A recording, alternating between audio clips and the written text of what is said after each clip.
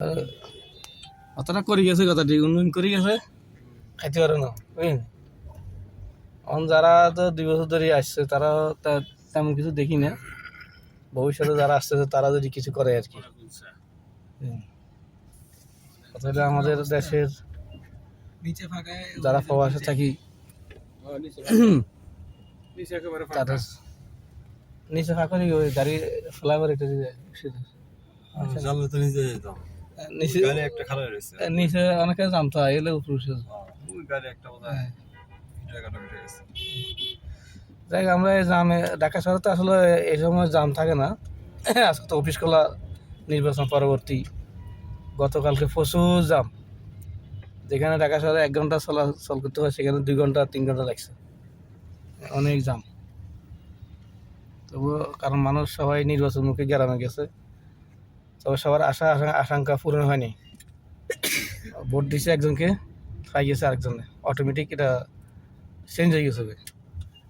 যাই হোক ভাগ্যবালা, আমি ভোট দিতাম যাই না, আমার অর্থ খরচ করি না, সেটা এখানে খরচ করতেছি। কারণ আমি আগে বলছি ভোট দিমু একজনকে, যাইবো একজনের কাছে, সুতরাং কষ্ট করে যাই লাভ নাই। ওই জন্য না ভোট দিচ্ছে কারা কে জানি পাইছে কি মনে একজনে পাইছে, পায় সবার অভিযোগ। হ্যাঁ, যাই আমরা যেটা আশা করছিলাম বাংলাদেশে একটি সুষ্ঠু নির্বাচন হওয়ার জন্য, সেটা সাধারণ জনগণ বুঝে গেছে আসলে ভবিষ্যতে আর সুষ্ঠু বাংলাদেশের নির্বাচন হবে না। তবু আমরা চাইছি একটি সুষ্ঠু ধারা দেশ সুন্দরভাবে চলার জন্য। কারণ যারা প্রবাসে থাকে তারা সবসময় আতঙ্কিত থাকে, তাদের মনে হইতে দেশে কোনো হরানি ঝঞ্ঝাট মারামারি হারাহারি কারাহারি দেশের ভাবমূর্তি নষ্ট হয়ে যায়, প্রবাসীরা খারাপ বলে।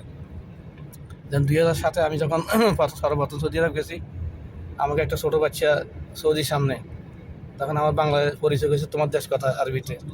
আমি বাংলাদেশ বলার সাথে সাথে আমার মুখে থুতু মারি গেছে, ছোটো একটা বাচ্চা মাসুম বাচ্চা, এত ঘৃণা করতে আমাদেরকে। তো সেই ঘৃণার থেকে আমরা কিছুটা উন্নত হয়েছি, এখন আবার ঘৃণার ফকে চলে আসছি। 2023-26 আমার ছেলের সামনে আমাকে এক সৌদি খারাপ ব্যবহার করছে ছেলে যাবে, কারণ আমাদের এখন বাইরের দৃষ্টিকে আমাদেরকে খুব খারাপ জানে।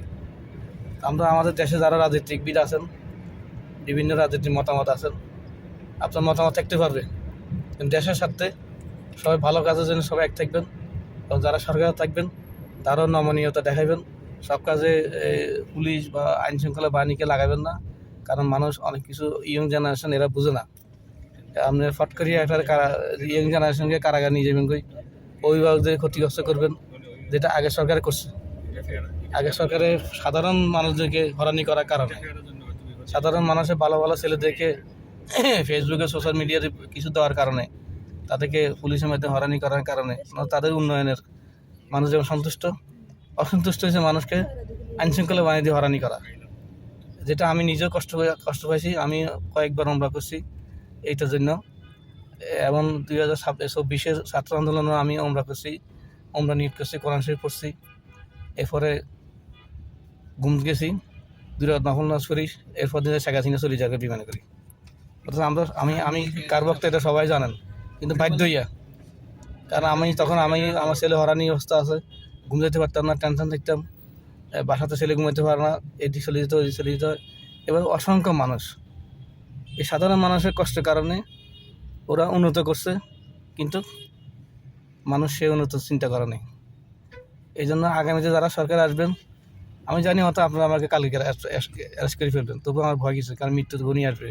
এই পর্যন্ত আমাকে 12 বার মারার চেষ্টা করছে, আলহামদুলিল্লাহ আমার মায়ের দোয়া আমাকে রক্ষা করছে। আমি সবসময় সত্যটা বলে যাব, যারা সরকারে আসবেন, এখন তো এসে গেছে আমরা জানি, ভালো ভালো লোকদেরকে মন্ত্রী পরিষদে দিবেন, চোর বাটপার সন্ত্রাসী এদেরকে দিবেন না, ভালো যারা আছে ওদেরকে দিবেন।